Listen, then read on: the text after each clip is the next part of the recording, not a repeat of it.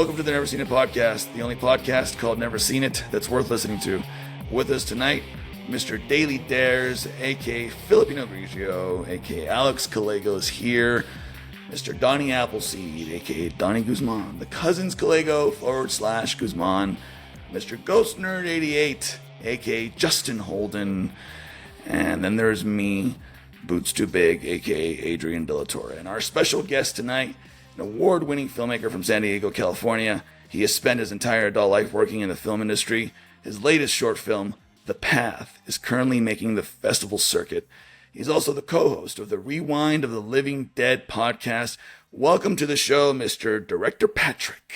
Oh, thank you so much for having me. This is, as Alex mentioned before the show, minimum 5 years in the making. and yeah, well, hopefully, you know, you like us enough after this that you'll be on again soon. You know what I mean? We'll see. So, but no, thanks for being on, seriously. And yeah, so we're discussing the 2026 film Backrooms. I found something in the store. Okay. What did you find? The place.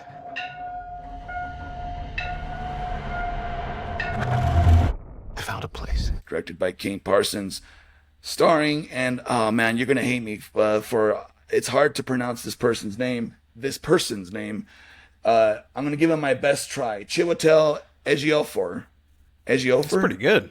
And Renée Rennesvi, I think. It's French. I could be completely wrong on her name as well. Mark Duplass, Finn Bennett, Lakita Maxwell. Backrooms is a movie about a strange doorway which appears in the basement of a furniture showroom, which is probably the most understatement logline of a movie I've ever read, but there it is. And yeah, so I chose Backrooms, and I chose it because liminal spaces has been a thing that's been of interest to me for a while. Subconsciously, I always, even long before this movie came out, I always enjoyed those sorts of videos I would come across on social media. I remember the original Backrooms photo. I think I saw it on Reddit. And there was something, I don't know, striking about a photo of a plain yellow wall. And I don't know what it is. Maybe we'll get into the psychology of that tonight. But yeah, just interesting movie all around. The logline is basically just that. You have his main character, Clark. Clark is a struggling, essentially furniture salesman in the 1990s who is a former architect, divorced man, bit of an alcoholic. And yeah, he discovers his magical portal into another world. I don't know if magical is the right word, but Patrick, obviously we've all seen it here. I want to start with you though, Patrick. Liminal spaces. Does that do anything for you? What do you think? It actually really does. I think my whole social media journey since probably the inception of Instagram has been about curating vibes. And so anytime I kind of latched on or saw something that I thought was visually striking, it would pique my interest. And, you know, with regards to the Backrooms, I knew the lore and stuff, but I never got into it. I'm actually not a big YouTuber. I'm not big on watching things on YouTube, but I knew what it was. I knew enough about it. But the concept of it, the concept of these kind of endless hidden spaces underground piqued the kid adventurer in me. Because when I was a kid roaming the streets of San Diego, we would look for storm drains to explore and just these empty, unexplored spaces. And it conjured something in, you know, seeing that it conjured something in me there where I was just like, whatever this is, I'm in. I've never seen a Backrooms YouTube short, nothing. It's just like, whatever this is, show it to me. I get it. I understand the idea. And I want to explore with the filmmaker and whatever they have to say. Gotcha. Now, Donnie, you watched this just the other day. I believe you were in the theater by yourself. Yes. Tell me about that. I'm just curious. Just tell me about that experience. Yeah, I mean, I felt like it was totally setting me up for the movie. I go in and I'm the only one there that's booking a seat. And the theater itself, if you've seen my posts on my stories, it looks like you're in that space, right? Just with color, more color than what it shows in the movie. But I thought it was a great intro to the movie before I even stepped into the movie itself. What do you guys think it is about a void that seems like an endless space that triggers? Is it some kind of flight or fight response in our monkey brains? Like, what do you guys think, Alex? I think it has a lot to do with not what you can see in front of you, but what you can't see on your peripherals. It's this sort of, especially the quieter it is, the more frightening it can conjure up images in your own head, because you're constantly thinking of what bad things could be waiting around the corners, especially if you're walking through a hallway and there's a lot of corners and edges that you just can't, you don't know it's almost like a metaphor for life. It's like you don't know what's coming around the corner. And that's kind of the frightening thing, but kind of like the exciting thing as well. So it taps into like so many different emotions. What do you think about that, Patrick? He's on the money. I'm going to shout out another podcast that I love for all the writers in the audience, Writers Blockbusters. And they broke down the Backrooms. I listen to them like I go there as like my writing gym, because they're constantly reiterating certain writing techniques. It really helps me. And they were talking about something they coined, which was called dread flags. And the Backrooms, just as an entity, space, is full of dread flags. It's full of uncanny things like furniture in the wrong place, weird sounds, people standing still in the distance, things that don't belong there. Like we see the seagull, that does not belong there. Yeah. All of these little things add up. All these dread flags that they created for that podcast, they're like, the Backrooms is chock full of every dread flag you can imagine. It's just it's an uncanny space, and uncanny taps into some primal fear for all humans. So so there was something interesting that I found out just today. So there's a fly in that scene where Clark is trying the fly, they find out about that portal because of the fly flying through the wall. I read about that. Yeah, and how it was an accident sort of thing, because there was like a fly that was in the studio that was flying around, and they couldn't get rid of it. So Kane made it part of the lore or the movie. So I thought that was really interesting. That's a great fun fact. Justin, what do you think? I mean, as our resident horror person, I mean, what is it about liminal spaces? Does it trigger something in you? Yes. And I think the thing that comes to mind first, Adrian, you were security at Shadow Mountain, right? No, sorry, not Oasis. Shadow Mountain. Oh, it was Oasis. Okay, never mind. There was someone else that worked at Shadow Mountain with me that I know. So this is a different resort. But no, you worked at Oasis. Yeah. I guess Oasis kind of felt the same way. Well, there's Shadow Mountain Resort in Palm Springs, and I worked night shift security for that place. And once the lobby is closed for the night, it's like dead still. And there were like a few nights in particular where I wouldn't have any check-ins for the entirety of the night. No online check-ins, reservations. And there's sometimes like in the dead of summer where there was just no one else on property except maybe one or two people that were like living there. But by the time like 10 p.m. rolled around, it was dead silent throughout that whole property. And walking through these empty spaces was a little bit unnerving. And also I think at the same time, like I was told that it was like possibly haunted, so that kind of like made things a little bit eerier, because I think the eerie thing and why I bring that up as an example is because like liminal spaces, especially the Backrooms, they appear lived in. Like even the wallpaper is kind of like used and old looking. You do have furniture in odd places, but it looks like that it's lived in, and the dread of being alone somewhere that potentially has people everywhere all the time. But in that moment when it's dead silent and there's no one around and it's just you, it's a little bit more of an unnerving kind of experience. Which is why I think a lot of liminal spaces kind of affects me a little bit more, especially found footage. The way that they started this movie off with the found footage was great. Was amazing. Now, going back to a previous episode when we did Shelby Oaks, remember how we were all like, oh, we loved the found footage thing that happened in the beginning of Shelby Oaks, and then it went to a weird documentary, which was still fine, and then it cut to the actual movie. Backrooms is the best example of how to do that properly.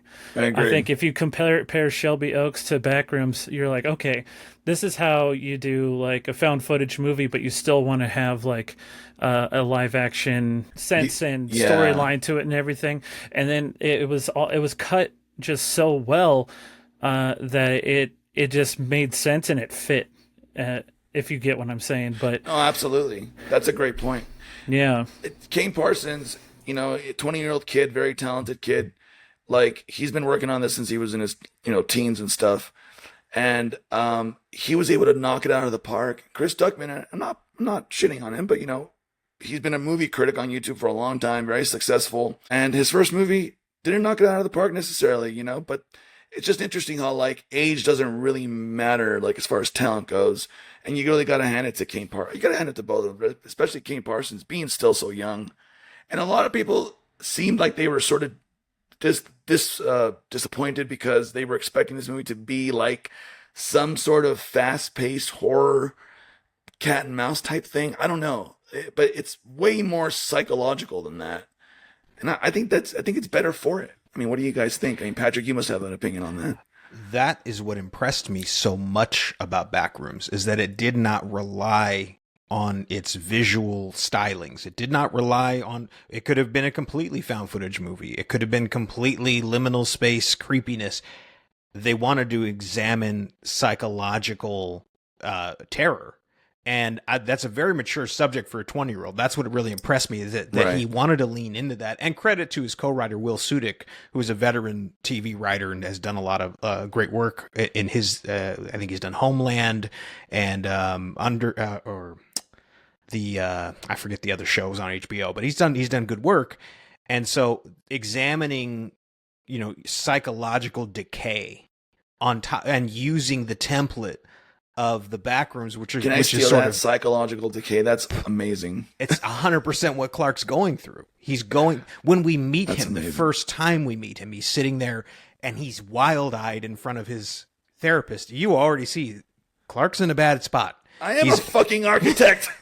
He's in a bad place, and he is breaking down, and to use that parallel of the Backrooms breaking down your memories, breaking down your obsessive thoughts and all of that stuff. I don't know if you saw my video on the idea that the Backrooms is a cosmic horror. I did. Get into that later. Yeah. But it's like, that's how the Backrooms eats you through your psychosis. And I was like, God, that is such a mature approach for such a young filmmaker to latch onto. I loved it.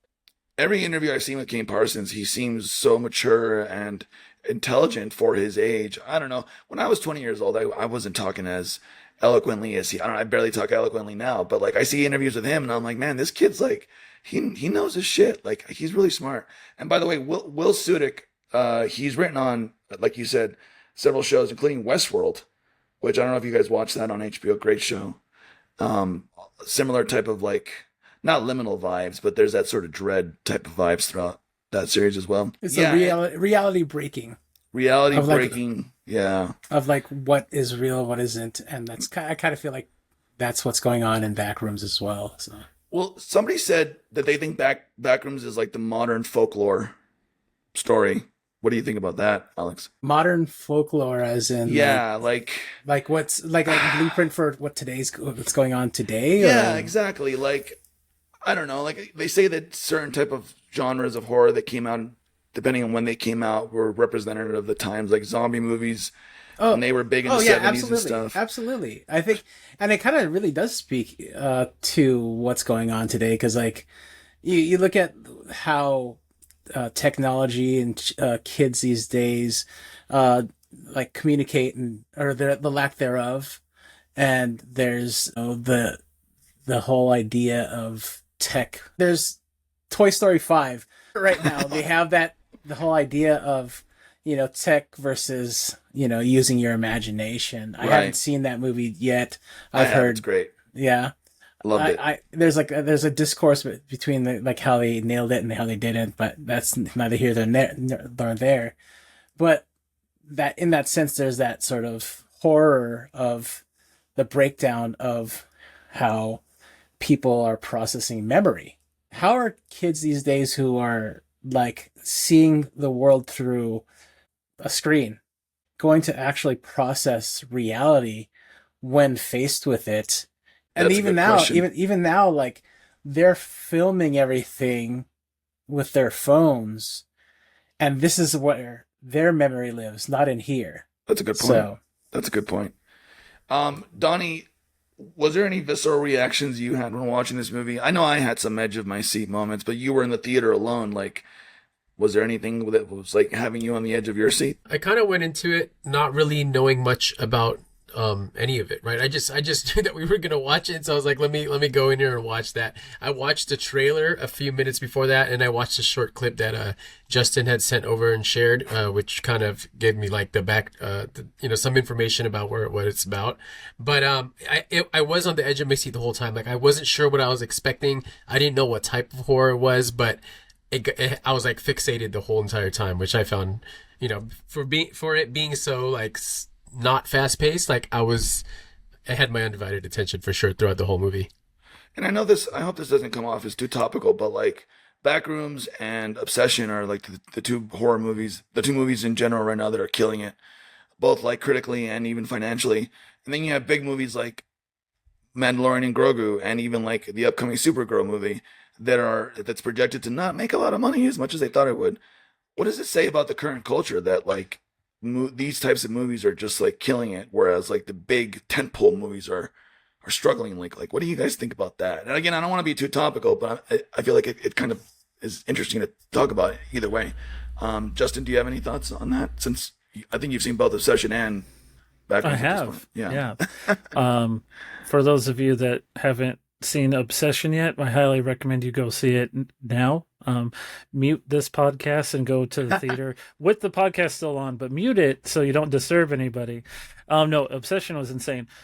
I think audiences are beginning to change, especially with the new generation who are able to afford the tickets themselves and go themselves. Your options are actually extremely limited, not in the sense that there isn't like a movie to go watch, but it's limited because going to the theater is expensive. And a lot of younger people these days, inflation is absolutely beating them into the ground.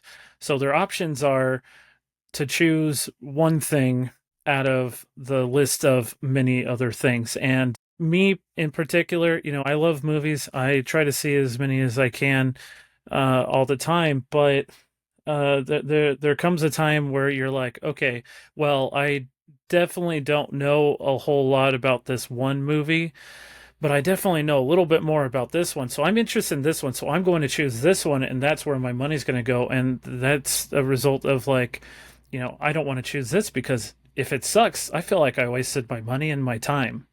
And I don't want to be, spoon-fed, what they call slop, I don't blame them. Like, it's expensive. Like, if you don't have like those like rewards programs or anything like that, for like two people, it's easily $50, maybe more, and I'm being nice about it. Yeah. But unless like you have like an AMC thing or a Regal thing or whatever, it's a little bit more reasonable to go see as many movies as you can. That's why that $25 a month unlimited movies a month thing comes in handy. But for people that don't get to watch a whole lot of media because they don't have a lot of time, it's a picky choosy situation now, and nobody wants to go see the same stuff anymore. Like and I think Alex is making a blog post about it, so I'm not going to talk too much about it, but Star Wars is coming in on the low end, Marvel coming in on the low end, and then finally we're seeing like this resurgence of indie films. Not that they've ever went away, but people are like, oh, okay, an original idea. I think people are just sick and tired of the same shit all the time, and that's where the state of film is at. It's like they have to choose now, and it's a financial decision now. You don't have to spend hundreds of millions of dollars to drop. I feel like if you tell the right stories, people will come. And even if that means like, yeah, shelling out the $20 a ticket or whatever it is these days. But yeah, Patrick, what do you think about that? Just in general, like, I mean, are we seeing a resurgence of like indie filmmakers? Or is this like the new Hollywood wave, like, type of era we're in right now? Or what do you think? I do think that the success of Obsession and Backrooms, Backrooms, by the way, put out by $1 billion valuated studio. Like, it's not like A24 is a tiny little studio. That's true. But they didn't spend a lot of money, and it made them a lot of money back. The good news there is that what Hollywood does is Hollywood chases the trend. They just chase what's hot. And so they go, oh, so what's hot is filmmakers with completely original voices, and we don't spend a lot of money on their movie. That's all they're seeing. They're just looking at those metrics.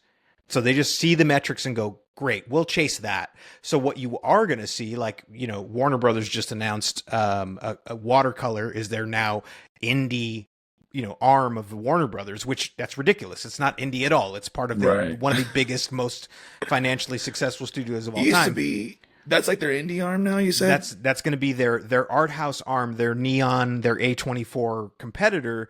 So they're going to chase that specifically because they beat Grogu, specifically because Marvel movies and DC movies tend to underperform like they used to. They're going after the dollars. They're only going to chase the dollars. They still won't get it that what we really want is original and interesting stuff. Luckily, the interesting original stuff is making money this year, so Hollywood will chase that. Yeah. Right now, because of the success of movies like Backrooms and Obsession, I keep seeing these articles popping up that Hollywood is turning to Reddit and YouTube for like the next big star, the next big storyteller. But then like I read that YouTube is bigger than Netflix. So isn't YouTube in a way its own Hollywood? Like, why is Hollywood turning to YouTube? YouTube is just the new big platform that is Hollywood and everything. It's all encompassing. I mean, is it fraught, you think, to do that?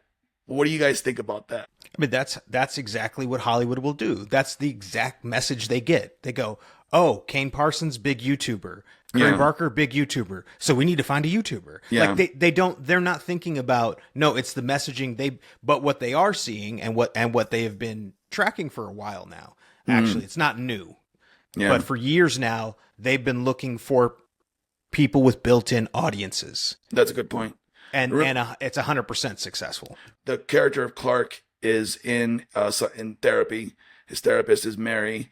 And I want to talk about her character because Clark is interesting, but her character is interesting in the sense that we get flashbacks of her life with like a mother that is like paranoid and puts newspapers on the windows. And I wasn't super clear on that. I read some theories. Some people think that was Mary's mom in the Backrooms, and that's what she was paranoid about. And I thought that was really spicy. What do you guys think about that? Alex, do you have any theories on that, or do you lend any credence to that theory at all? That's all plausible.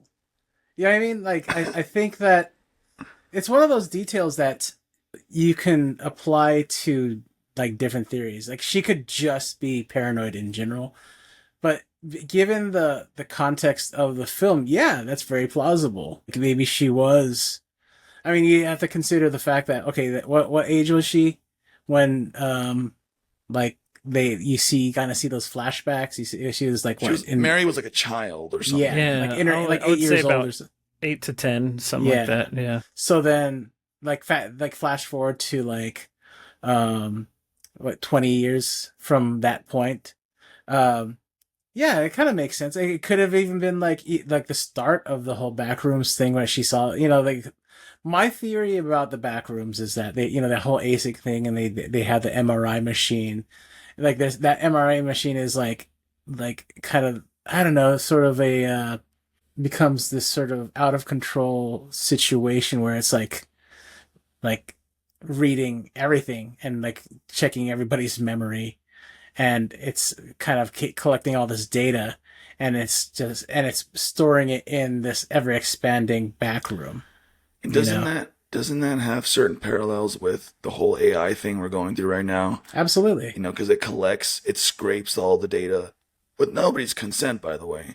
And then you put in a prompt, and it can give you something close to reality or it can completely go off the rails and hallucinate. I love that parallel. Just that alone is such a great, I don't know, just the way that it parallels real life is interesting to me in that sense. Visually, though, about going back to Mary and her flashbacks, I don't know if you guys, I'm sure you caught this, that kind of caught me by surprise in a good way, was this transition where they're putting their hands in the cement, and then she gets that piece of cement later on that she carries with her. But when she's in the flashback as a little girl, and then you see all the like cement and stuff coming over her, and then it kind of like transitions to the next shot.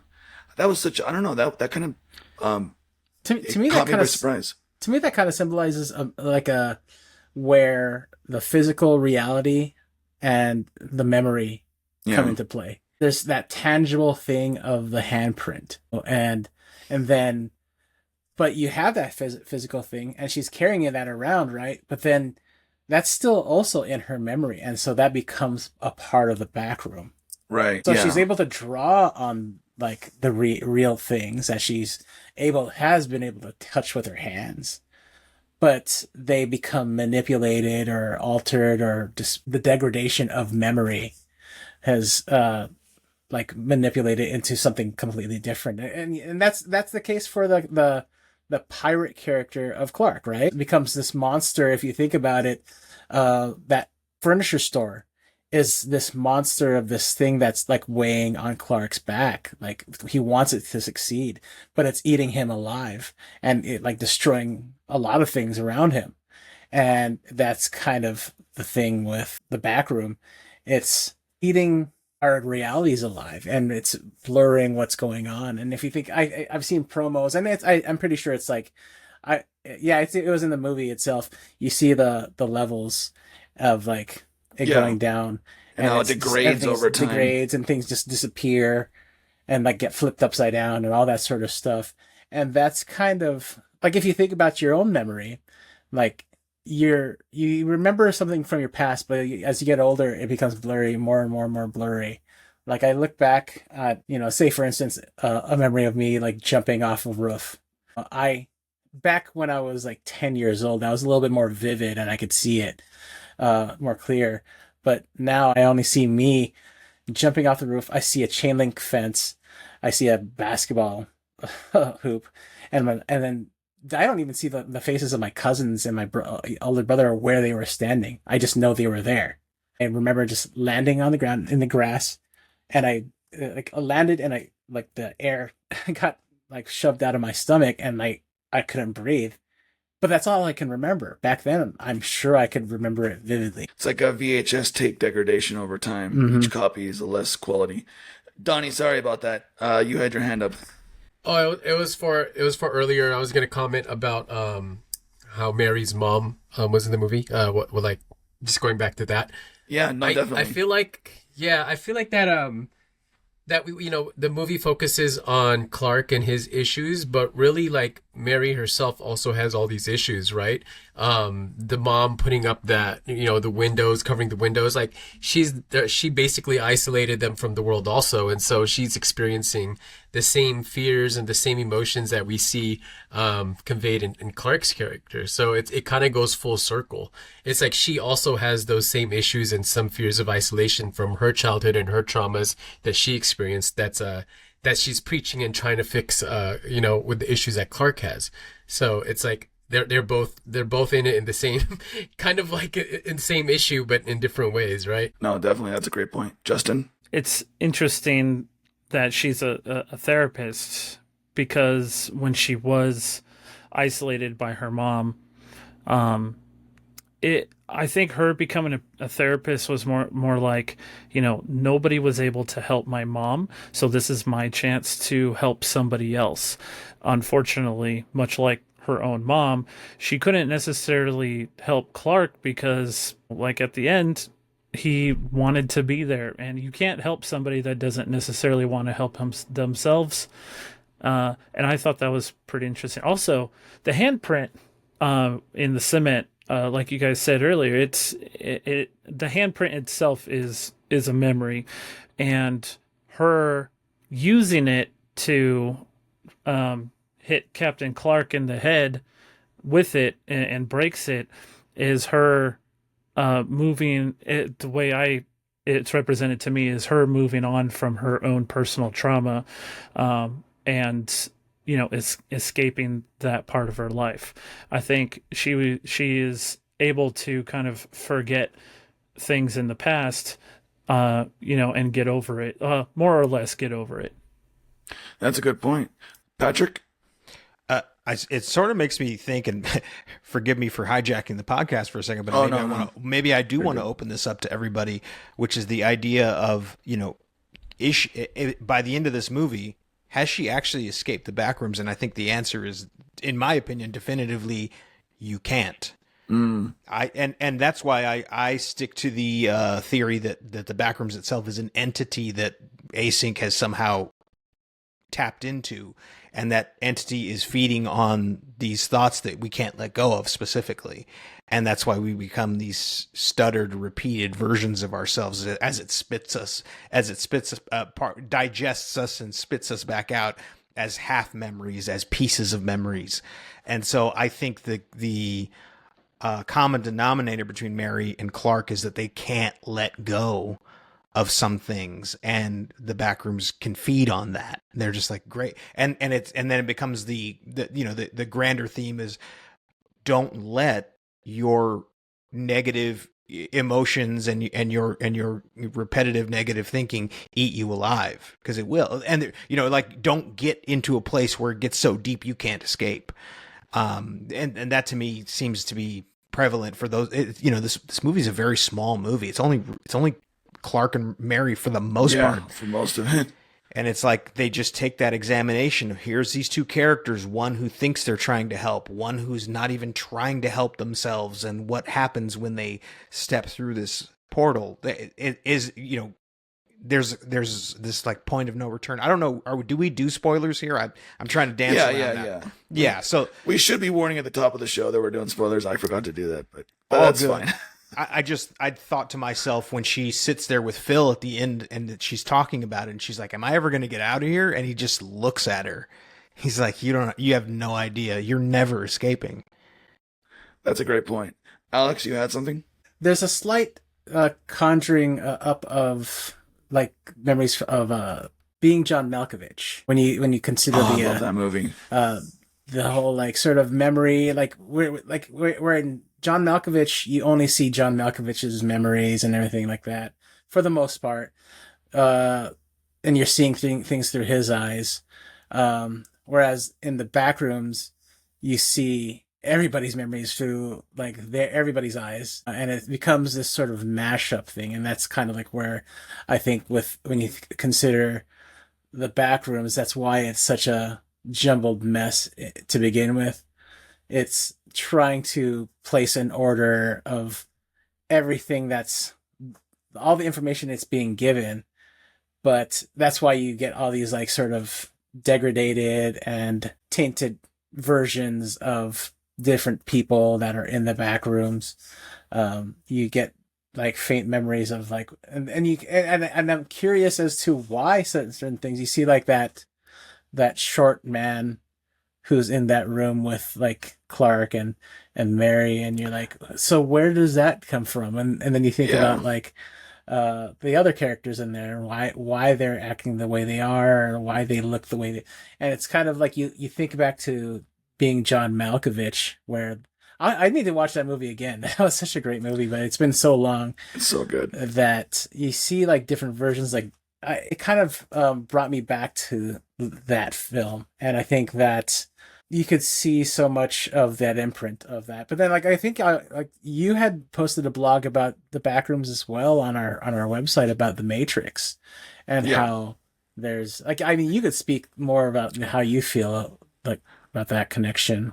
Just what I had, the theme of that was just that I feel like what Matrix sort of did to storytelling and filmmaking in general in 1999 was what I think this movie is sort of doing now, is in terms of like leading a revolution, and like not so much in special effects, but like more in storytelling and like less is more type of thing.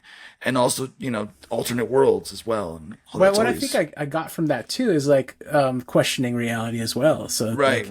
Like this is again, like where in the Matrix you question reality, like in being John Malkovich, you question reality. the same way you do that in Backrooms, but in the Backrooms, you ultimately there is no reality anymore. If you think about it, it's everything is just occurring, and it's like Yeah. this sort of like just mashing of worlds, the worlds colliding, so to Yeah. speak. Like a world between worlds almost. Yeah. Donnie? Yeah, I just wanted to comment on like how everything looks in the back rooms, right? Like for me when I was watching it, reminded me strongly of like I don't know, when you put in a prompt poorly into AI, right? Like you're trying to generate an image and like the way it spits it out, like anatomical inaccuracies and things like that. I don't know if he was like trying to say something in regards to like the culture today and how everybody's in front of their screens all the time. I'm not sure, but it definitely reminded me of AI and where we are today in the world. Definitely. Justin?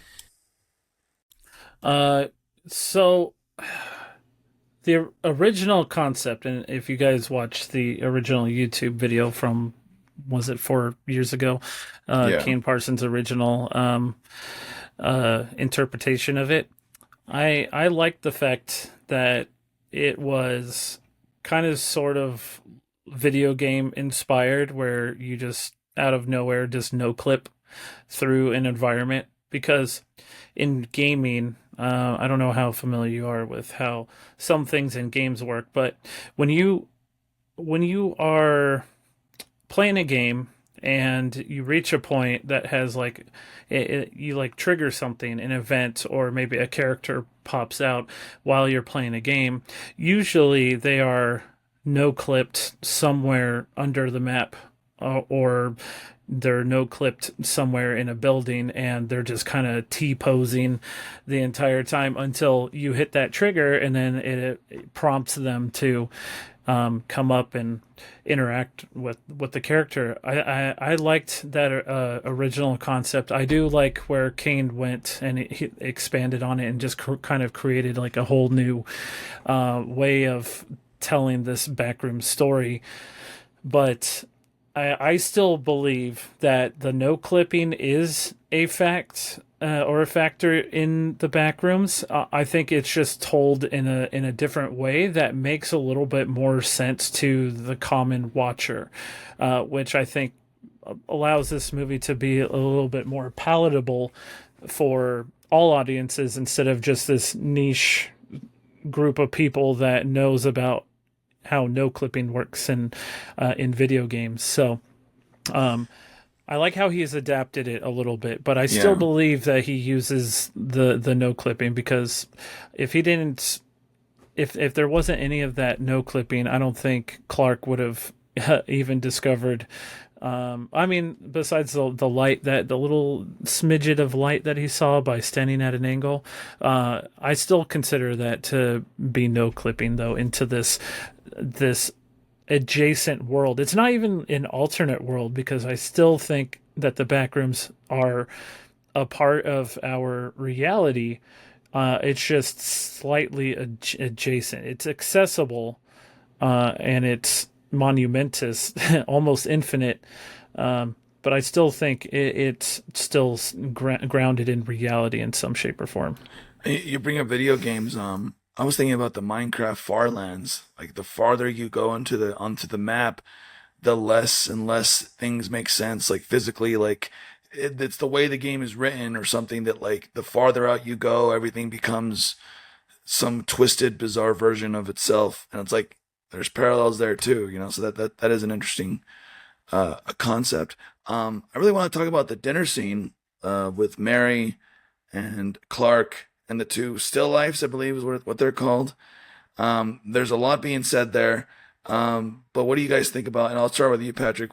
What does that scene represent in total to you? Like, does Clark kind of give up at that point? Is he giving up and he's like, this is my life now. This is my world. Like, what was he trying to accomplish at the end there, you think? I hate to do the crazy theory thing, but I can't help it. And because so much of it is left unanswered and to our interpretation, which I love, by the way. I'm a big fan of that. I don't know that that's Clark sitting across the table from her. Oh. I think that the entity eventually takes hold of that version of Clark and is trying to convince her that this is all good. And the only reason I think that I flipped it. I used to think, oh, the entity was Pirate Clark and he's a manifestation of all the terrible things. But when I saw the detail that once she kills Pirate Clark and she's walking with Phil to the little interview area, they have Pirate Clark on an MRI table and under it is skull and bones and organs. And if the entity is some other thing, it wouldn't have skull and bone and organs like a human. Yeah. So I think it twisted and manifested Clark into that. And it's like, that's who you are now. And what was sitting across from her was the entity or was whatever powers this back room and is trying to go like, look, it's all here and I love it. It's obviously using Clark's mind. It's using Clark's mania to kind of filter its idea through. But he's basically saying like, you're in my web now. Yeah. And I think it's great here. That's And I funny think- because like I didn't really think about that because I always thought it was weird, especially that moment where we're in the found footage part and we have the entity picking up the camera and moving towards Clark and everything. I didn't really think about it in that way, but it almost felt like in that moment he was just possessed or taken over in some way because he started acting like really strange when he peeked around that corner, and I was anticipating in that moment. I was like, oh, okay, there's going to be something really fucked up coming around the corner, and then it's just Clark, but he's acting like really off and odd. And whether that's because he's been in there in the back rooms for like a couple of weeks, but I strongly believed for a bit, and but they never really touched on it again. I strongly believe that Clark was potentially possessed or overtaken in some way. Everybody in my theater groaned when they saw him like peeking out the corner right for a second when Mary turns around after she sees that painting on the wall. And you just kind of see him like, just like the corner of his eye barely, like everyone groaned, like, oh no, what's going to happen here? That's another example of like doing so much by doing something so simple as he's just peeking. Like he's not even like, I don't know. Does that make sense at all? Like so much of this movie is, doing more with less. Does that make sense? That goes back exactly to the dread flags. It's like there's something very unsettling about a guy standing half on a wall waiting for you. Yeah. Why is he just standing there? He should be behaving like how people behave, and he's not. Yeah. Why does Pirate... Oh, go ahead. Sorry. No, I wonder, like, if him standing, like, because I thought about it right now, if him standing, like, halfway between, like, the wall, if that was kind of some kind of representation because of, like, the furniture is all, like, kind of, some of it's, like, half in a wall, half in a ground, or something like that. And then he just steps out, but it's only half of them. I wonder, I don't know, maybe it's me, but I feel like I stumbled upon something with that one. Well, that's the great thing about this movie. I feel like there's a lot of interpretations that, or any interpretation almost isn't even wrong.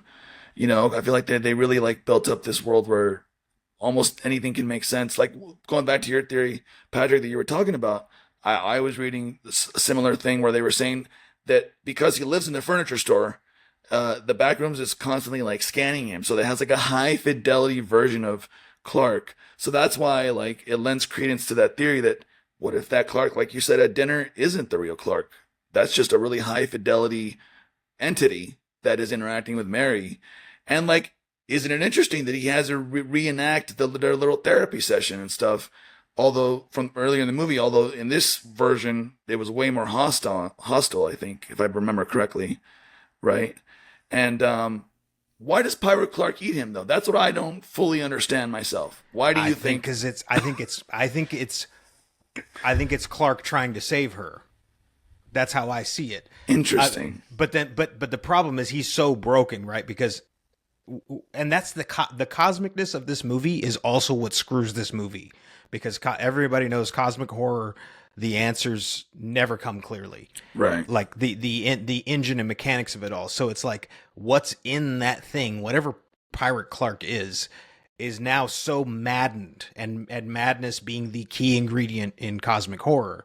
It's so maddened that it's like, I'm going to I'm gonna save her from him, but also now I need to eat her, because you just like there's no grasp of reality or logic anymore. It all goes out the window, and that table scene is clearly just saying it's over, folks. We have no control over ourselves anymore. It's gone. Whatever's left is pure madness. And then, if you guys remember the scene with the purple throne chair, and I was reading that was just like the Backrooms interpretation or scan of the commercial that Clark was shooting at the beginning of the movie as a pirate, and he sits down on his throne, and then it breaks. And then someone said that in that same scene, you see the shoes that are half buried, and they were saying those are the shoes of his two assistants, his two workers, the couple. I don't know what you guys think about that, but I thought that was kind of interesting, especially the throne chair. It's like the back room saying, like, here's like what it thinks the throne is or whatever. But yeah, there's that theory that he's the captain of his boat, and he went down with it along with his crew. Wow, I did not think about that at all. Because he's a pirate, he's a captain, right? Yeah, that makes sense. And they're like his. Because you notice he sacrifices his crew. Yeah. Like, He does. He sacrifices his crew for his own, benefit. Like everything that Clark does is self-fulfillment, because that's what he wants. He wants to be, the center of his story. That's why he likes being where he's at, because he has full control.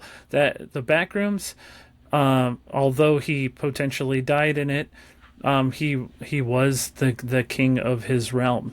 That's why he loved being there, because he can kind of he has a sense of control. He couldn't control his wife. He couldn't control what his therapist said. In the Backrooms, he had just control. He was the captain of his boat, and if anyone or anything negative happened, he just went down with it or took him out. With him, everything it's all sinking, just like all the furniture around him. It's all sinking into the floor, sinking into the walls. His ship is sinking, and I like that. That's what I think it is. That's a great analogy, Alex. I'm just going back to like what Patrick said about how there's like how Backrooms doesn't really have any clear answers or anything. And isn't it interesting that last week's episode we were discussing Broken Flowers, and how Broken Flowers doesn't really give any clear answers. And in general, Jim Jarmusch films never give any clear answers. I think that's the thing that is now coming to the forefront, where in film, in storytelling, I think that people are finally coming to realize that there are no clear-cut answers to anything. And I think that ambiguity is becoming sort of this, in the zeitgeist, becoming part of the zeitgeist of culture today. That's why I think that films like Broken Flowers, like any of the Jim Jarmusch films, would resonate with like fans today. If people just gave that a chance, I think that's like would be an important, like something that people would like really connect with, because we're living in a world today where there's so many like things happening that just don't make sense, and people are trying to like there's this, like, we're living in a contradictory society. People are saying one thing and doing other things, and things are happening, and then another thing, the complete like sort of opposite reaction to something happens. And it's kind of fitting, and we go back to like you're saying, Adrian, about like the modern day folklore. This is it. Like, and I think you like think, the more I think about it through like sitting through this conversation, we're in an era right now where, like, when we, like, going back to another film we just discussed, Taxi Driver, people are wanting to see films that resonate with our reality today. Like, we're over the whole idea of escapism, films are still escapism, but at the same time, we also want stories that resonate with us. And it's important Agree. to create these stories that connect with us deeper than just, oh, that was cool. You know, I want something. For me, that's always been something that I've always wanted. You know, I don't, not to say that I don't love a good like action film from time to time, but it's always been my thing where it's like, well, that was great. That's junk food for me. Like, what can I really truly sink my teeth into? And I think that's becoming more prevalent with like the films that are coming out now. I agree wholeheartedly. Patrick? Just piggybacking right off of what Alex said there, it's it. People want to be able to relate to the story they're seeing on the screen. If you're a superhero that can fix everything, there's nothing real about that. What's real right now is that I'm overwhelmed by the life that sits in front of me and the world at large that I can't fix. And I want to relate on the screen to people that are going through that same thing. I want to know I'm not alone in all of that pain. I think that's the biggest thing is like in times like the times we live in, movies that are a little bit more bleak, like Obsession, like Backrooms, even a movie like Smile, I think would not have done well pre-pandemic. But post-pandemic, the movies like Smile and Smile 2, you go, yeah, it's kind of an inescapable dread, isn't it? It's kind of something that is always coming for you. It's relentless. Isn't that the interesting thing too? Like for people who have gone through therapy or who are currently going through therapy, that's a lot of the important thing is like we want to feel like people understand where we are or what we're going through. And that's like one of the main things that reasons why you go to therapy is like not that they truly understand, but they're giving you a space to relay what you've been through, what you're going through. And it's a way to connect, even though they may not have been able to walk in your shoes, you know, in any sort of tangible way, but yet they're still there. And I think that's what film does with what we're going through right now. Yeah. Justin? I'm just going to say real quick, I think the first Smile movie was god awful, and the second Smile movie was surprisingly my favorite. That movie was so fucking good. I'm just saying, skip Smile, the first Smile. I love Smile both 2. of them. I love Yeah, Smile. I couldn't stand the first one, man. I really couldn't. I was like, ugh. It was such Smile was legitimately my number one horror movie that year. I loved it. And then I've not Smile seen either of 2. them. Smile 2 I actually like more than the original Smile, but that year Smile 2 came out, like a bunch of bangers came out, and I was like, wow, that was just a great year. We should do both of those movies on the Those show. are great movies. Yeah.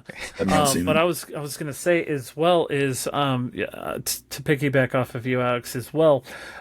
When it comes to movies, horror movies, doesn't matter what it is. I would say mostly horror movies, but anytime I see a movie and it resonates with me a lot, I kind of go off the deep end on being like, hey, you guys everybody has to check this movie out. This shit's like, yeah, regardless if someone agrees with me or not.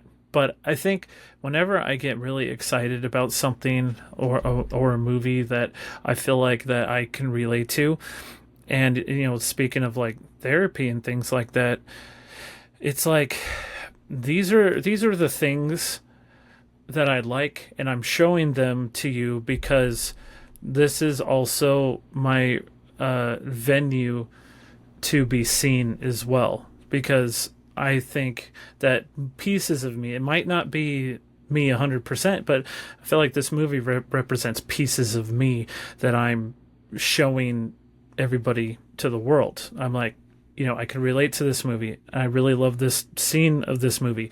Or, you know, maybe I didn't really like this movie too much, but I love its soundtrack. Shout out Knock Knock or whatever that movie is with Keanu Reeves. Awful movie, but great soundtrack though.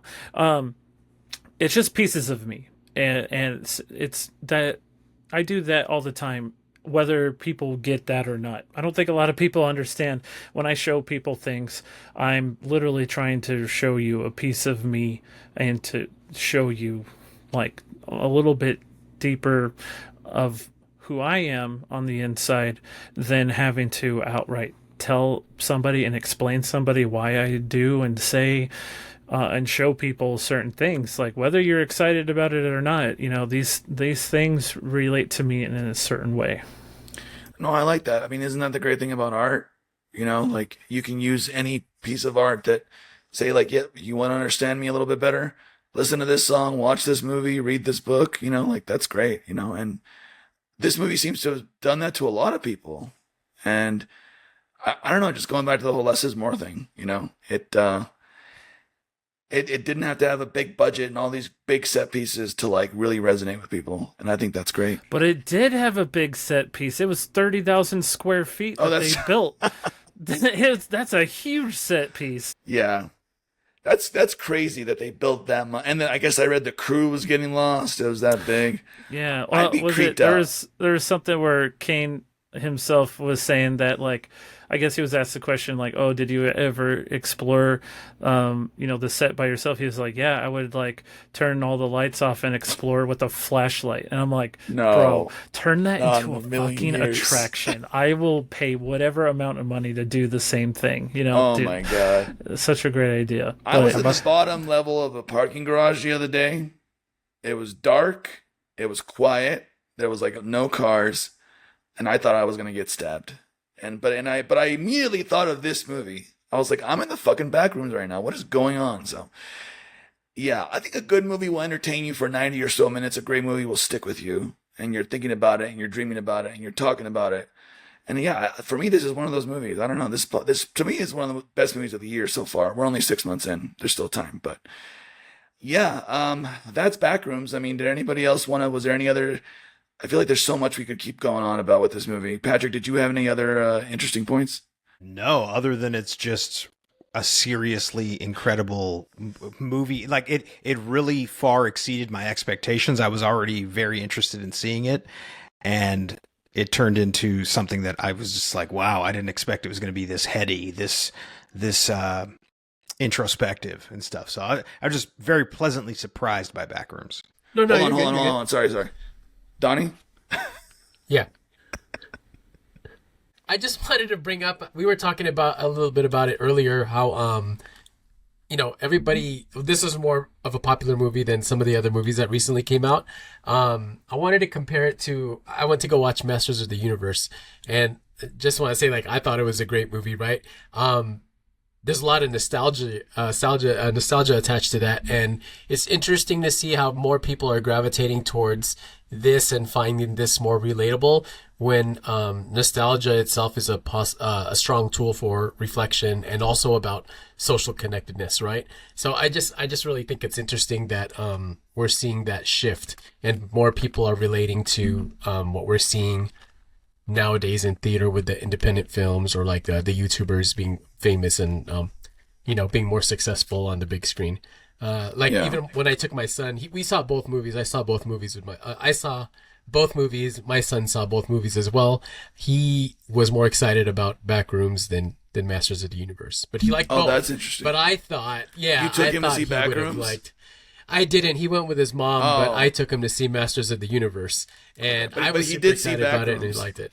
He did see He saw it before he saw Masters of the Universe, I think. Yeah. So, scared. It really connects though to the Justin was talking about it earlier too. When I watched Backrooms, I did see a lot of what I see when my son plays computer games. Like the way that it's set up and everything is very reminiscent of like me watching him play these games in first person. And they're like horror games. Like I can't even remember the name of it, but it looks very similar to that, and I have a feeling that's why he liked it more. You know what they need to do? Seriously, they need to give Spielberg $10 million, give Kane Parsons $80 million, and let's see what they make. Like, flip it, right? Spielberg's been in the game for too long now. Stop, give him something small. Let him make something granular, something that's more grounded in reality. You don't think so? I got to tell you, like we had just talked about Disclosure Day, which I think why, in my opinion, it's not hitting. I know a lot of people like Disclosure Day, but I don't think it's hitting the way it is, because it tries to give you the answers and tries to say it can all be okay. And that's not the times we're living in. But I always say this, at the end of the year, they should take the top grossing, whatever the top grossing movie is of the year. And then the next year, that director has to make a low budget movie. So Like there it's you like go. congratulations. Similar you to get- what I'm saying then. Yes, I've said it for years now. It's like, and honestly, and why I like put 10 toes down on that is it creates event movies where it's like, ooh, let's go see the $500,000 Spielberg movie and see Yeah. what he did. Exactly. Like, just see. And by the way, like, it's incredible what Spielberg can do when he whipped up that movie. I think it was The Paper with Meryl Post. Streep. The Post. Yeah. With Meryl Streep. Like, he did that in 30 days. And I was like, why isn't he doing a bunch of little dramas I don't all know, the man. time? I wish he should be. would. I wish he would. He's so good at that stuff. Yeah, I agree. You know how like this, what sports game is it where they have trade-offs every year? What is it called? What am I thinking about? Football? Is it football where they do a draft? Every sport does that. I don't know anything about Basketball. sports. Ba- But what, Basketball what, does baseball, that football. too. what I'm getting at, we need to have a creative draft, like similar to what you're saying, Patrick. Which, by the way, you had your hand up. Was there something you wanted to add to? I think I was just saying, like, because Donnie was talking about his kids. My kids loved it the first time and could not wait to see it again. And for it to be like a heady Alex Garlandy type movie, I was so impressed by that. That's all I was going to say. Well, and I have a question for you guys as well. I was thinking about this a little bit earlier. You know, Clark is this failed architect turned struggling furniture salesman. Mary is this therapist who's trying to hawk some videotapes, not having much success. They're both lonely. I mean, can we ship them? I mean, why is nobody talking about this union? Like, I know there wasn't a romantic subplot, which, by the way, I'm glad for that. But like, is there something there? Was there a possibility? There's so not in that opening when he is berating his wife as they're role playing. Yeah. There's no way Mary would Yeah. be like, oh yeah, maybe I'll date this guy at some point. She'd be like, ew, you Yeah. have a lot to work on. So no shipping. is what you're No, saying. there will be no Okay. shipping, not as far as Mary's concerned. Yeah, that's true. There's no shared trauma. There's just sharing trauma and another person being like, no, this is not for me. Yeah. The only strong relationship we saw was Bobby and Kat, and they got taken out pretty early on.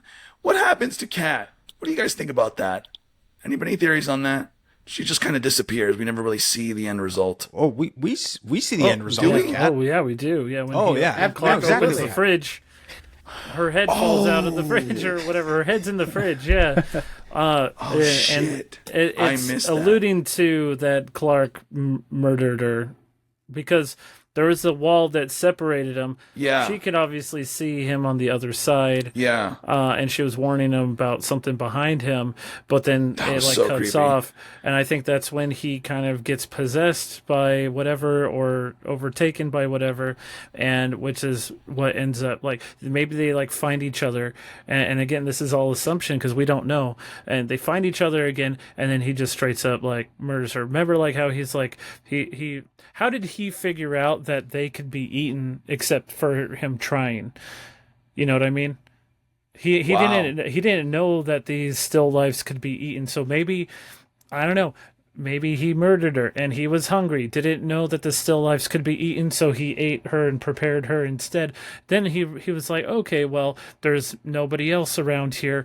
I'm gonna try to see if I can eat these still lifes, and then he's like, well, I can eat them. Yeah, I can definitely do that. Wow, that recontextualizes that whole dinner scene. Now that I'm thinking about it, I didn't realize that was Kat's head. The biggest scary moments for me was when Bobby's rappelling down that fucking tunnel into the room with all the clothes, and I was like, "This is not going to end well," and it doesn't.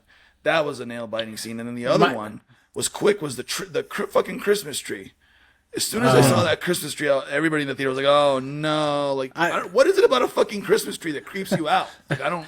The scariest part for me though was the staircase, and then I'm afraid of heights. Oh So, yeah. yeah. Oh, when Mary's going up this. Yeah. Well, just the sight of like every floor you could see. Yeah. I mean, there's a hotel here in San Diego where it's like, I think it's a brand where they're a tall building and they usually have the open format where you can every floor you can see down into the atrium. Yeah. I hate those kinds of hotels. I really do. Like, I remember when I was doing DoorDash, I had to deliver some food to like some rooms, and I hated going to the higher floors because like you'd like go up and it's like no please no. Gives you a bit of vertigo, doesn't it? Yeah, it's crazy. And so I would like literally walk against the wall just so I wouldn't be as close to the edge. And I know it's like far enough, but like it's still like frightening to me because like it feels so close, and then you see in the distance the other side of that floor, Yeah. but you're like there's this gap, and This movie really reminds you of a lot of those type of things, and the other way around too, where you'll see something and like, oh, well, Backrooms. that's one of those things where like is memory like replays your fears as well. So Yeah, I'm maybe that's something that was in Mary's memory, and That's a good like point. maybe she has a fear of heights, and that's something that she had to like go through, like especially going up that staircase, and like she could easily fall. yeah. Justin,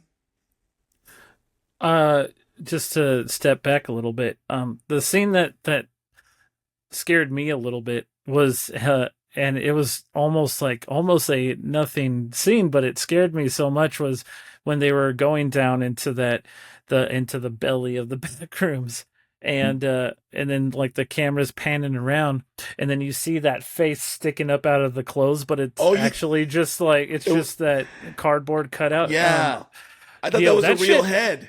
That shit scared the shit out of me. I was Yeah, like, what same. the fuck is going on? Like, Same. what the fuck is that? That scene scared me a lot. But also, the Christmas tree scene, it was scary to me, probably in a little bit of a different way. Right. I think Clark has probably an awful memory involving Christmas, which is why that scene is there. But I think Christmas in of itself is kind of a scary thing for me, only because I don't necessarily have like, anybody to really celebrate it with. I think I've celebrated it with Donnie here, on a couple of the years already, but that's more of like a trauma thing for me. It just, I think, more or less just brings up how Christmas, people just don't, you kind of know how people don't give a shit about you because nothing comes from it, not a call, not a hello, not a nothing. Yeah. And I think Christmas is more of a trauma thing, and I think that's scary in a different sense though. I love that that scene can tap into your psyche, and like for you in one way, for me in a different way. For me, it reminded me of like As Above, So Below. I don't know why. I'm sure you've seen that movie, but yeah, there's something about the context of Christmas and like this horror setting that, like, I don't know, it sparks something visceral in me. So yeah, great point on that. One more question before we start to wrap her up. I really want to talk about this really quick. Who the hell is the red-haired lady, and who the hell is the guy in the wheelchair? Like, what are your leading theories on that? Patrick, I'll start with you.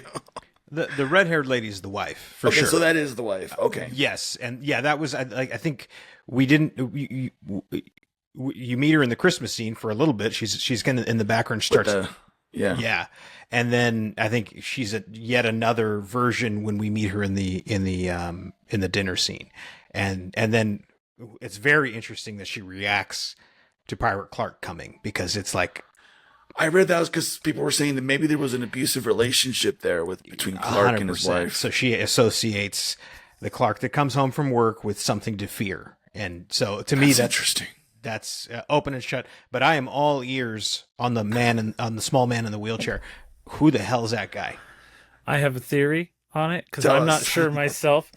My theory is in some shape or form, and I'm not entirely too sure how or why, and I could be completely wrong, but I think it's Mark Duplass's character. The guy that they see at the end, the guy from Creep, Phil. those movies and stuff. Phil, that's his name. Yeah. I think it's some version of him, because it cuts to a scene with him, at dinner with his family on the couch and things like that. And correct me if I'm wrong, but there's a lamp in that living room. I'm just not sure if it's that lamp in particular. But his wife is, I believe it's either his wife or someone. There's a chair in there that's next to that lamp that represents the little chair that the guy is sitting in. So I think it's just a still life of Phil, maybe. And he has a name, Archibald Leland Sutter, which people were pointing that out. It's ALS. He's in a wheelchair. There's some connection there, I guess. The bigger gentleman that was sitting at the table that Clark fucking stabs him and pulls out some pound cake or cotton or whatever that was. That was the mechanic, or that was the technician guy from earlier in the movie, wasn't it? The guy that was playing around with the trip box, the tripper, right? The breakers. The breakers, yeah. I think it's a different guy. Oh no, it was a different guy. Yeah. Was it? Yeah. I thought it was the same chubby Different older. guy. No, okay. Well, maybe we'll get more answers in the next movie. I don't know. Any other ideas on who the redheaded woman or the wheelchair man? Donnie, did you have anything on that? What did you think about that, Donnie? Just in general. Yeah, that was weird. I don't know. I didn't know. I knew who the redhead. Oh, I figured it was his wife, but I had no clue who the wheelchair guy is. I know there's a lot of Easter eggs in the movie, but I didn't dig into it, so I don't know if that's one of those Easter eggs that's associated with like the lore he created on YouTube, but it might be. I don't know. Justin. Yeah, I was actually just looking through the IMDb. So I noticed, I thought it was pretty interesting. Robert Bobrovsky, I hope I said his name right. That's also, okay, so he plays, I think he's a stand-in for Pirate Clark. He's also that hybrid alien. Oh, yeah. In the latest Alien movie. Yeah. That actor. And among right? everything else, yeah. Yo, that guy is getting some work, man. I thought he's scary tall. He is kind of scary. I assumed Pirate Clark was all CG. I thought it was completely CGI. I didn't know that they actually had a guy in a suit or whatever. Practical. Yeah, that was great. It looked fantastic. When he bites down on Clark's shoulder, have you ever seen that? What's that painting? Venus eating his son, or Venus devouring his... Yeah, so many good... I don't know why people complain. This movie was great, man. This is seriously one of the greatest movies of the year. Fuck them. But yeah, any other theories on anything else? I mean, I don't know. I feel like we could go on forever, like I said. Patrick, did you have any final I have theories? one question for the group. Oh, yeah. Anyone's free to answer. Do we believe Phil is trapped in the back rooms as well? Ooh, that's a good one. When I see him in his house with his family, there's no discernible windows, there's no discernible light. It's something about it felt uncanny to me, and I thought to myself, he's trapped in there, but he's just not sick the way everyone else is. I think that he is, and because it like the way when they show all the different scenes that the dioramas, if you will, of all the different real places that are in the they like you see the Ottoman Empire storefront, and then you see the facsimile of it or whatever in the back room, and you see so many of those different things. And who's to say that there's a level that where actually some of these people who have been to the back room, and because if you think about it too, like when Mary is escaping the back room, right? She's like running.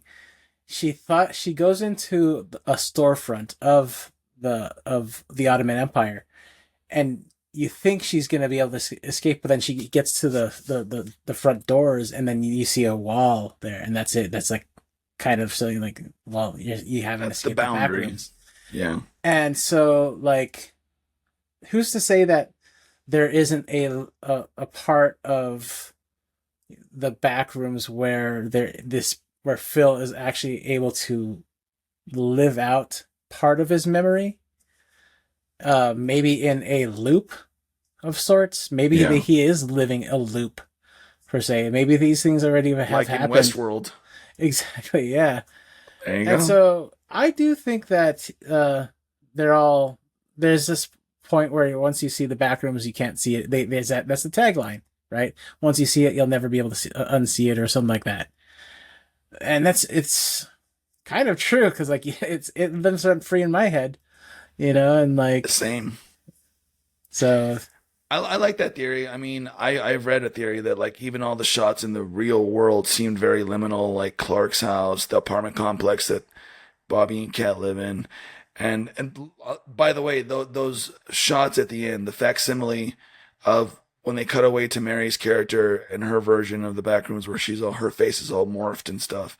And then it cuts, like, that was creepy, but then it cuts to all the montage of shots of like the missing poster signs, you know, the rubble from Mary's apartment complex, and I forget what else, but like all that for me was like such a stark, like creepy montage of sequence that, like, again, there was nothing but music underneath it, and that was it, and that's how the movie ends. And who's to say this? What if this entity? This entity's whole goal is to just let people live out in memory in loops. You know? Yeah. Like, this is how he feeds. This is how he's able to. How it's able to feed and survive by like recreating these. Drawing people into this back room, and then they have to forever live out this loop where it's kind of like almost like a drain, you know, where it's like you feel this like sort of somewhat of a like it's real, like the surface level, and it just goes in more and more down, and then you become this degraded version of yourself where like you see at the very end, you see Mary, and she's just this like degraded version of herself. That's a great one. Yeah. All right. Well, gentlemen, I do have, let's do our final thoughts, but I wanted to do it in the form of a question, which I was thinking about this, and kind of a fun one. Let's end it on a fun note, I think. And I'll start with you, Patrick. You know, obviously Clark in this movie, his Backrooms is sort of a version of his real life, which is like furniture all over the place and stuff like that. What does your Backrooms look like if you discover another world and you walk in? What does your Backrooms look like, Patrick? Like, move over, Backrooms. I'm by nature a minimalist. This is my office behind you, and I have one painting up. It's a lithograph of Alien. I'm a minimalist, so my Backrooms would be just endless concrete walls. Just like it would be so empty and vacant, and I would be very peaceful in there, honestly. Great. Where can people find you? Anything you want to plug? What are you working on? Yes. My current short film is a horror short called The Path, and it is making the rounds in film festivals. I think it's got a couple coming up in the fall. And Nice. If you want information on that, Instagram at Director Patrick, also TikTok at Director Patrick, and of course the Rewind of the Living Dead podcast. We break down one movie every week. This week, actually, as of this recording, we broke down Leviticus and talked about that. So check us out also on Instagram, Facebook, Twitter. You can find Rewind of the Living Dead and our Patreon, patreon.com/Rewind of the Living Dead, where there's lots of bonus content that I have to go record. By the way, I love the short film that I watched on that the short film app that you had mentioned. Forget the name of the film. Oh, Momitu. Yes, that was my drama short. Yeah, the drama Don't short. do it. Don't do it. And it was like a montage of different scenarios. And even on that, like, less is more, right? And you did that so well, that whole Thank you. sequence. So congratulations and good luck with the festival circuit. So thank you for being on.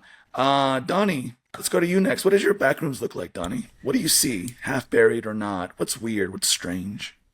Yeah, it looks like Mary's living room, and Mary's living room looks like she lives with a 10-year-old. So it's like clothes everywhere. Everything is just like not in place, and I'm trying to get to the minimalist style, but it's like, or lifestyle, but it's just not happening for me. So it's just a clutter, like, and yeah, that's my Backrooms. How far in do you traverse before you're like, nope, I'm getting the fuck out of here? Yeah, right. I don't even know. But where can people find you? Yeah, I'm trying. You can find me on all the socials _Donnie Appleseed. If you want to check out my photography, it's 125 Photography, all one word. Mainly on Instagram. Nice. Justin, let's go to you next. What does your Backrooms look like? You know, this entire time you asked that question, I was trying to think about it, and I don't really know. I don't know. I think I would want an endless destructible environment. Like, there doesn't have to be anything in there. It can be completely devoid of anything except for myself, as long as I'm allowed to have some tools to help, like, destroy some walls and things like that. I think my Backrooms would be an endless rage room. Yeah. I think that's what it would be. It's just wow. I would be allowed to, like, go through walls, like destroy walls, go through them, and it would be me just trying to, like, clear clear as many walls as I can out so I can see straight from the portal I enter through all the way to however far I decide I want to make it. But I think I would use the back rooms as a rage room. So whenever I'm frustrated, feeling a type of way, I would go in there and express my rage in there. And I just hope there's nothing in there to try to kill me. I love that, actually. You can find me GhostNerd88 on Instagram and other places, Letterboxd as well.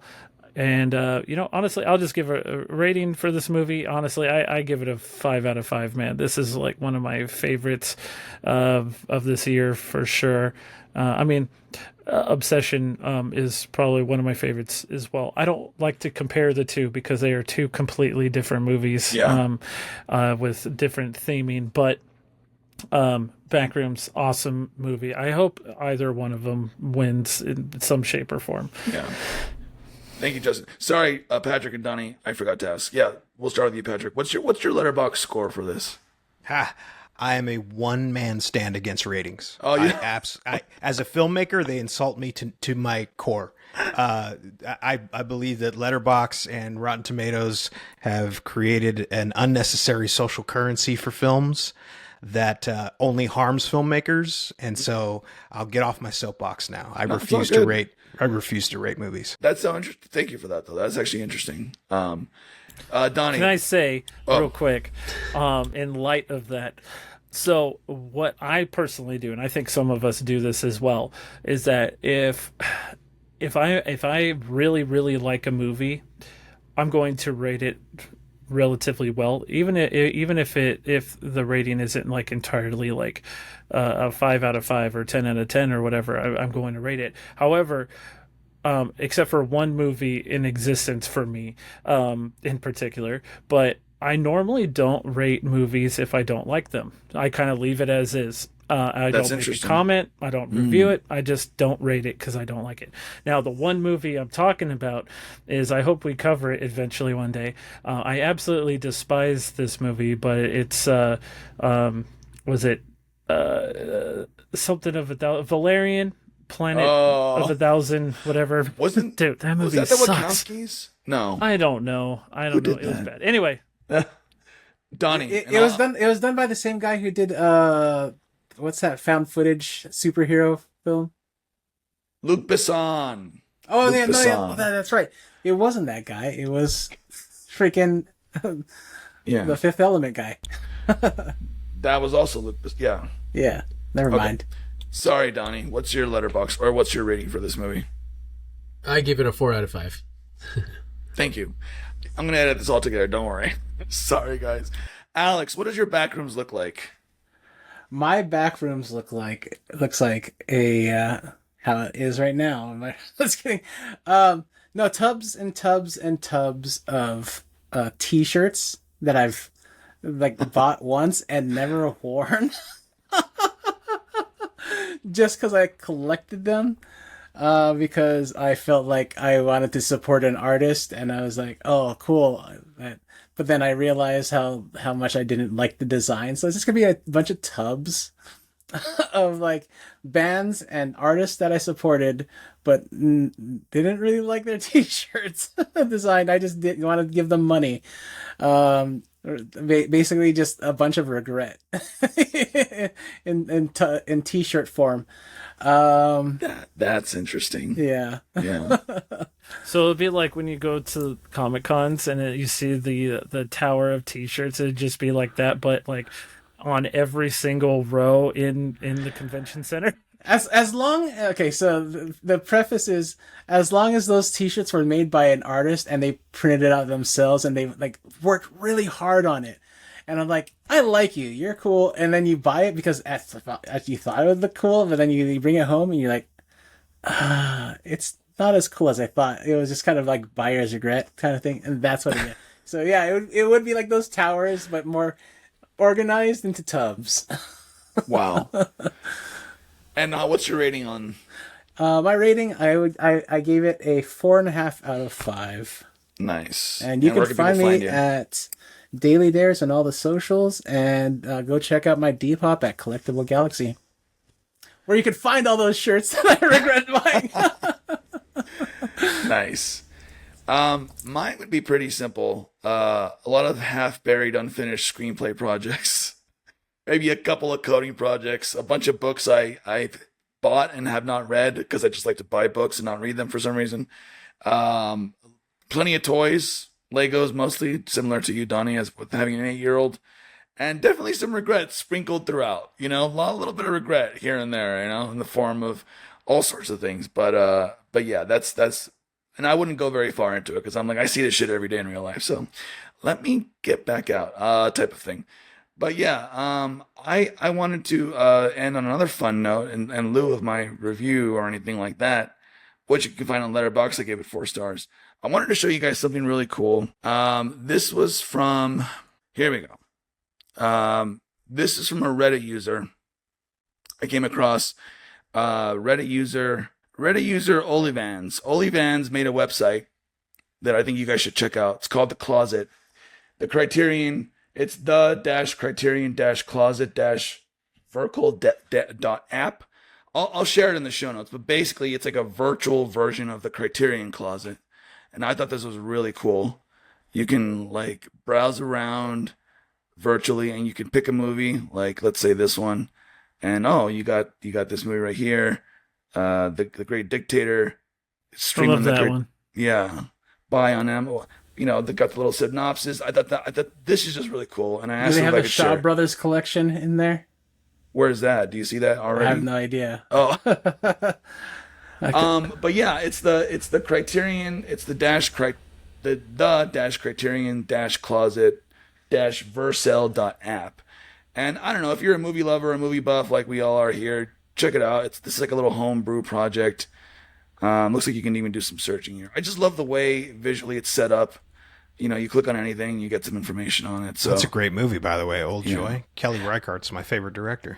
Oh, there you go. Perfect pick. I'm starting to add like some of these in my watch list on Letterboxd because I'm like, well, that sounds really interesting. You know, so yeah, check this website out. I'll share it in the show notes for this episode.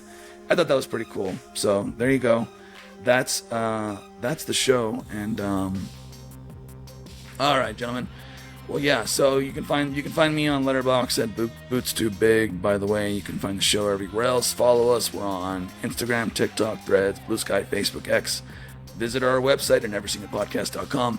Email us at podcast.neverseenit@gmail.com. We'd love to hear from you. Subscribe to us on Spotify, Apple, and YouTube, or wherever you get your podcast from. And if you like the show, share it, leave us a comment, leave us a review. Big thanks to Mr. Kyle Maps and the Burn Cycle for the intro and outro music. You can follow Kyle on Instagram at selfies_food_and_pets. We didn't have Arnold tonight, but that's fine. We'll get his snooze-o-meter later.